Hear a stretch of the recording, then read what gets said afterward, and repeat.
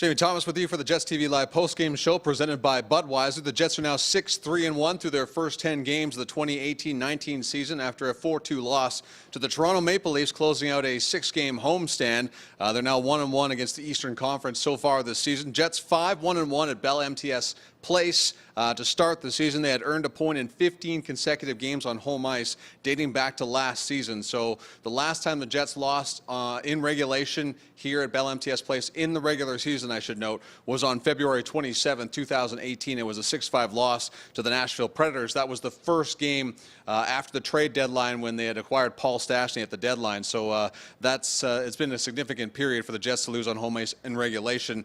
They go 4-1-1 in this homestand, the 6-game homestand, which is now over. Before we get into the rest of the post-game show, it's time now for the Jets Rewards code word. Head to jetsrewards.ca, log in, then type in the word offside, and just like that, you will have earned 50 Jets Rewards points. So again, the key word tonight, or code word tonight, is offside. Let's go to the highlights before we get into some more post-game analysis and hear from the Jets players after a 4-2 loss to the Toronto Maple Leafs. Second time in a row the Jets have lost on home ice to the Leafs.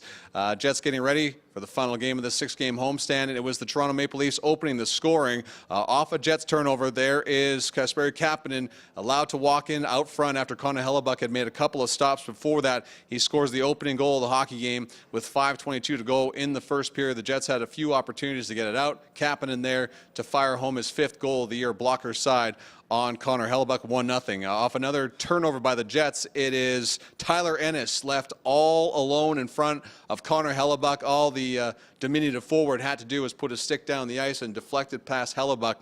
No chance for the Jets netminder with Tyler Ennis having all the time in the world. That first attempt from Josh Levo was a fan, and then there is Ennis with the redirection. Dustin Byfuglien coming in a little bit too late. Then it is Nazem Kadri. No goals on the season for the Leafs forward up until this shot, and his off wing snaps it short side on Connor Hellebuyck. That made it 3-0, and another difficult second period for the Jets. Second periods have really come back to haunt the Jets so far this year. Just 5 goals in the middle frame, not a single goal in the middle frame in this hockey game. The Jets do get on the board, though. It is Nikolai Ehlers. Hadn't scored since April 3rd, 2018, a span of 204 days, and of course, the area code here is 204 in Manitoba, so kind of ironic there. So that is Ehlers' first goal of the season. He had a great hockey game tonight. A lot of jump, and certainly helped by this goal, firing past Frederik Andersen. The Jets had been scoreless up until that point. You could see the frustration going away from Ehlers there. And then the Jets on a power play. Blake Wheeler in the slot to Mark Scheifele. How many times have we seen that setup? Scheifele's team-leading 5th goal of the season. The Jets had at least one power play goal in every single game of the homestand and have a power play goal every single game so far here on home ice. So it is the man advantage that is clicking. But after the crowd was really in it, Mitch Marner doing a nice loop-de-doo around Dustin Byfuglien. His backhand shot would be stopped by Connor Hellebuyck, and John Tavares, who had been pretty quiet up until this point.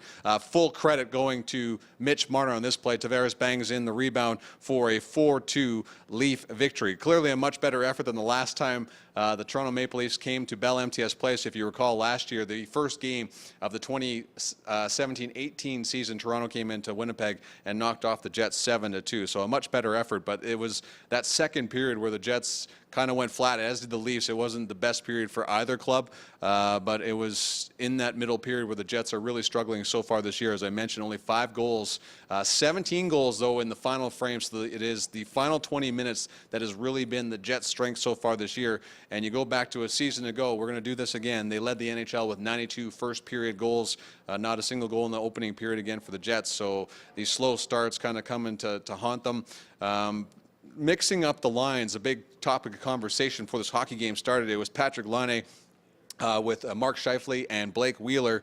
Not much from the top line in that first period until a minute left. Laine ripped a shot off the crossbar, and not much else from number 29 throughout this hockey game. Had another opportunity late in the third to get his 4th goal of the season, but Laine still not there. You saw a couple of chances that he had. I mean, clearly if that shot that went off the crossbar behind Frederik Andersen goes in, I think you start to see the confidence start to soar with Patrik Laine, and he gets on a little bit of a roll. So, and then Connor Little and Ehlers, that was the second unit for the Jets tonight. In the first period, the line put together the best full shift in that opening 20 minutes. They had generated 3 to 4 good scoring opportunities. So in the third period, Paul Maurice mixed up his lines again, his top 2 units. Ehlers was with Scheifele and Wheeler. Laine went with Connor and Little, and you saw a little bit more magic specifically from Nikolai Ehlers, who was named tonight's second star, had a great hockey game. So hopefully that confidence level starts to soar, and maybe that brand new contract is starting to weigh on the shoulders of Nikolai Ehlers, but he's starting to look like the player that could score 30 goals a year in the National Hockey League, 29 a year ago, and hopefully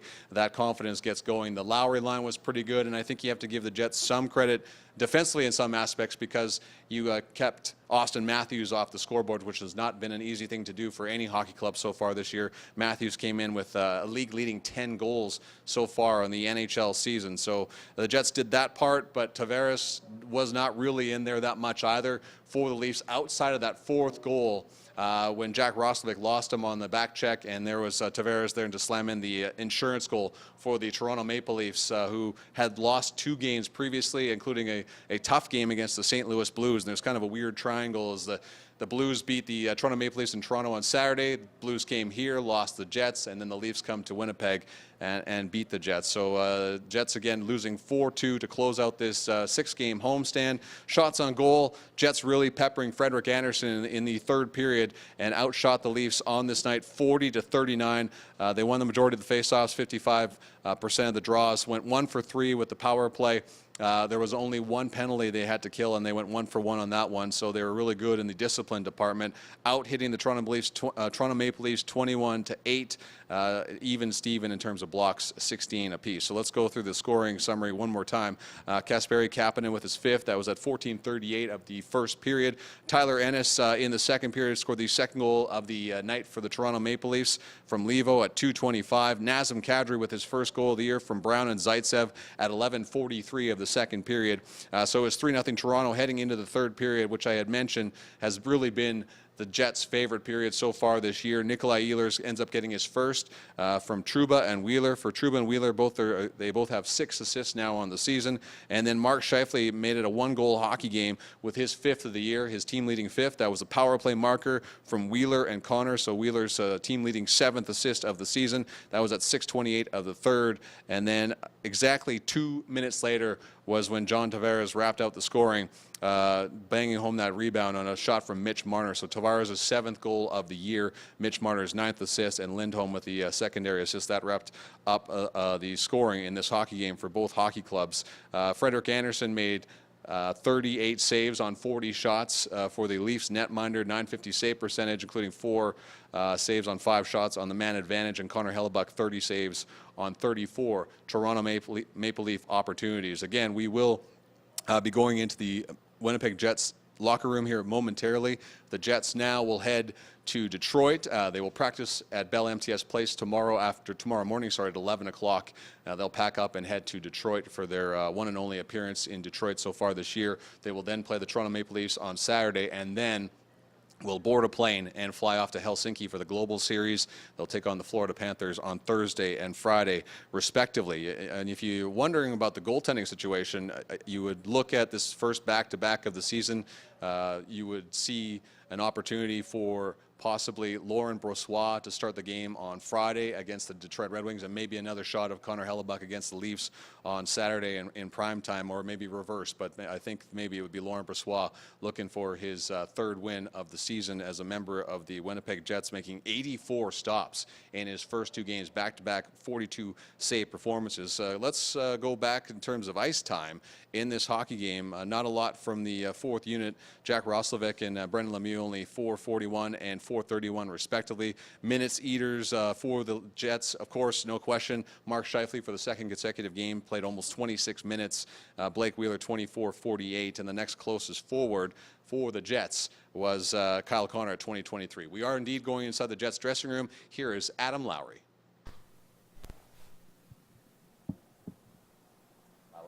They're able to create off those neutral zone bobbled pucks, and they're in on the forecheck, and they create some zone pressure. You don't have any clean breakouts. I think you see that on the first goal. They don't quit on it. They back pressure hard, and they're able to force us to kind of just bobble some pucks. And same thing with the second goal.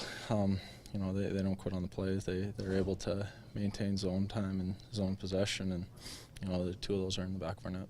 What started to go better for your club at the beginning of the third period once again for the second straight game? Well, I don't think it was necessarily as poor of a first two periods as it was against St. Louis. I think you look at the first period, we had some great zone time, some good shifts. It's now just a matter of trying to make that a consistent thing. You're never going to play in the other team's end for 60 minutes. They're a real skilled team over there. It's about managing the game, and when you get put in your zone, you get put in those positions where you have to defend, about keeping them to the outside. And I think as the game wore on, we got a little better at that. We got quicker at our reads, and you have to give them some credit. They're a good team. They're going to force you to make mistakes, and they did that tonight. Are those some of the things that you'll take into Saturday? Just recognizing what this team is all about. Not that they would have surprised you in any way tonight, but you do learn, right? Yeah, well, I think anytime you play an Eastern team, you're a little less familiar with them than you are with the teams in the West. We knew coming into the game they were going to have speed, and they have all four lines that can kind of contribute. They got a goal from their fourth line. Tavares has a good night. Matthews, his line, gets a goal early. It seemed like all their lines were buzzing. So they're kind of like us, that they can roll four lines, and they have some D that can jump up in the play and create some extra opportunities just by holding the line. So, I think we're going to look at this game, watch back, and, we have to get ready for Detroit. But we'll certainly be ready for some of the things that they did to us tonight come Saturday. I know you unfortunately finished it off with a loss, but to go big picture 4-1-1 on the homestand, pretty solid 10 days or so for your team. Yeah, I think we've been fortunate that we've played real well here. We have terrific support, and it's always been a tough building to play in for other teams. So it's important that if you're going to be a good team in this league, you make it a real tough to play when you're on home ice. So in the grand scheme of things, I think coming out of the homestand 4-1-1, we're pretty happy with going into the road trip.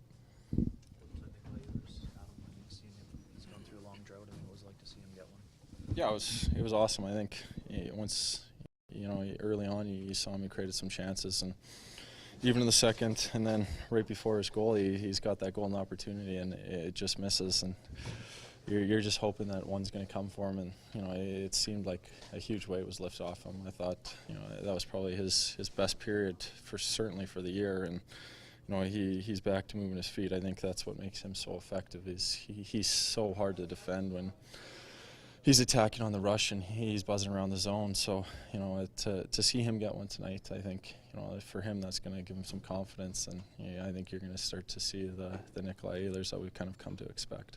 Getting that one to get things going in the third for your club for a bit there?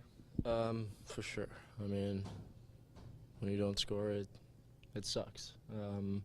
So getting that one and getting the boys in the right direction and fired up was definitely nice. I know we talked to you on the broadcast in the first intermission, but just thoughts overall on the way this game played out for your team tonight? I think we worked hard and made a push at the end, but I think there's still a lot that we can do better. I think the way we pushed in the third is the way we need to play for a full 60. How big of a relief is it? Again, it comes in a losing effort, but you're a guy who wants to contribute and do whatever you can to help this team, and you fire off the proverbial monkey off your back. I mean, how huge of a relief was that goal for you? Well, like I said, not scoring sucks. Getting this one today, even though we lost, it definitely gives me some confidence. Scoring always does, and now I just gotta keep skating, keep playing the way I did today, and as a team we just gotta go out there and play like we did. Did you that shift your line in the first period? I think you guys had 5 shots in a 1 minute span there and pretty much did everything but score. Did that maybe give you some confidence? Were you thinking like tonight's the night, or I'm getting really close here?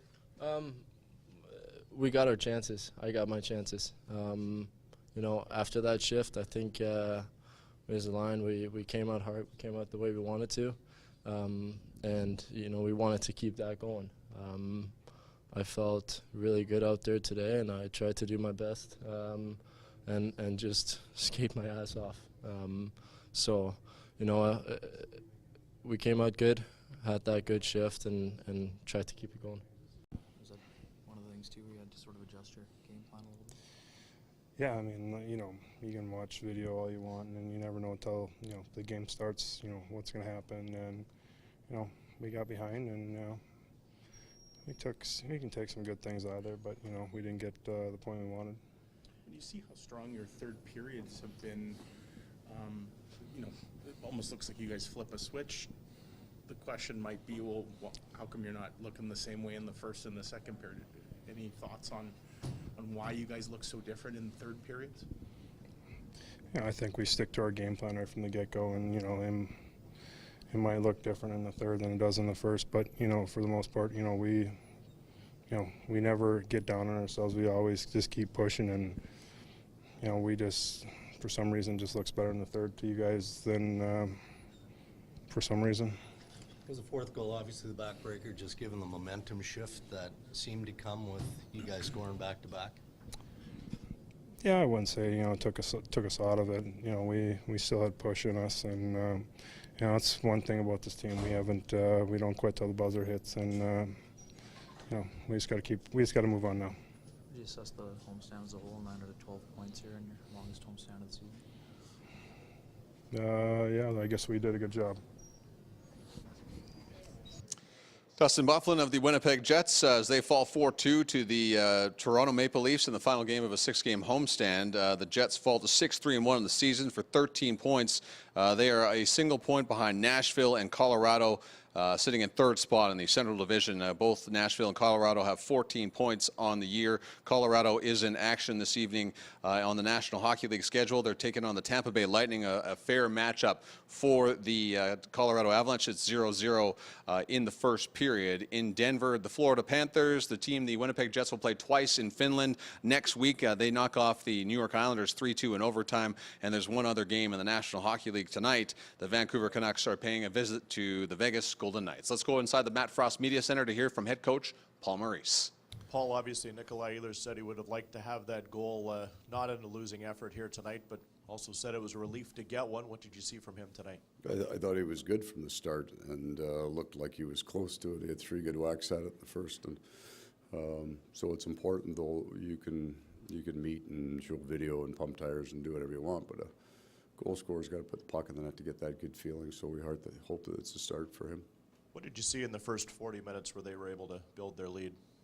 I'm more concerned about our defending than anything else. I mean, anything that we had clean that we could look at, we missed the net 11 times in the second period. That keeps you from feeling good about your offensive game, but it's more the defensive plays, the turnovers in our end of the ice, because those things are going to happen, right? I mean, you're going to have to, but if you're unable then to recover from those, you got a bigger problem. You're in the wrong spots, or you haven't shut down hard enough to close out the goal. So those were the two that the first two are, for me, I think we can be a better defensive team than that. Paul, would there be a style that Toronto employs maybe that's a little different than what you've seen from opponents so far? They seem to put a lot of pucks up in the air, and that would be standard to Nashville, and overall I would say it would be more just of that Eastern Conference style of game. the third period looked very similar to a lot of third periods with you guys, where you seemingly flip a switch and tilt the ice. Do you see it that way, or was that just a product of maybe some of the line juggling that you did? No, I think our lines got better, but I think we can be a difficult team to protect the lead on. Now, obviously, that 4-2 goal, you just cut it to one. Had another good shift, I think the little line right out there, but was that the backbreaker, or there's still lots of time left, I guess? No, but you're going to come back from 2-goal deficits a bunch of times. It's just tough to do it in games, in the same game. So we needed that to stay at the one. We certainly had the momentum at that point. You did a good job of creating offense in terms of getting to the middle, but like you say, you gave up the middle quite a bit, a lot too. So what do you see? How do you fix that heading into Friday and Saturday? Well, yeah, I mean, what you do. I'm not as worried about what we gave up from the offensive zone. I didn't feel there was a lot of attack. It was indirects through the neutral zone. So we're not getting the ones we need deep, and I think most of it at the end is some fairly basic, control the puck a little bit better, protect the puck better, and then defend one-on-one better.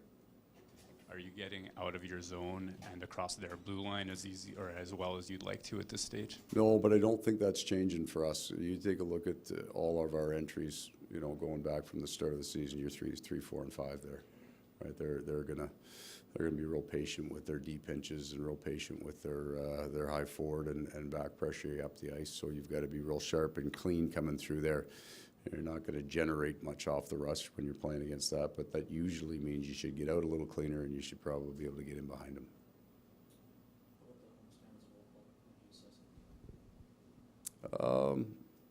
It was solid. It's ends on a sour note for us, but pretty darn solid. Okay. Paul Maurice of the Winnipeg Jets, his final media availability after a game here on home ice before the Jets head on the road. That will do it for the Jets TV Live post-game show presented by Budweiser. Our next broadcast will come November 9th when the Colorado Avalanche provide the opposition here at Bell MTS Place. The Jets now head on the road technically for 4 games, but one of those will be a home game in Finland. Their next game will be Friday against the Detroit Red Wings. They'll play the Toronto Maple Leafs on Saturday. Don't forget the next episode of Ground Control, the official podcast of the Winnipeg Jets, will be released next Monday. Tyler Esquivel, Mitchell Clinton, and I will be in Finland for the Jets, with the Jets ahead of their global series against Florida. Sportsnet's Elliot Friedman will be our special guest. Who you can listen to episode 1 right now. You can just go to winnipegjets.com for that. You can also check out Spotify for that as well. On behalf of myself and Mitchell Clinton, I'm Jamie Thomas. So I guess I've introduced myself twice. This has been the Jets TV Live post-game show presented by Budweiser. Have a great night, everybody.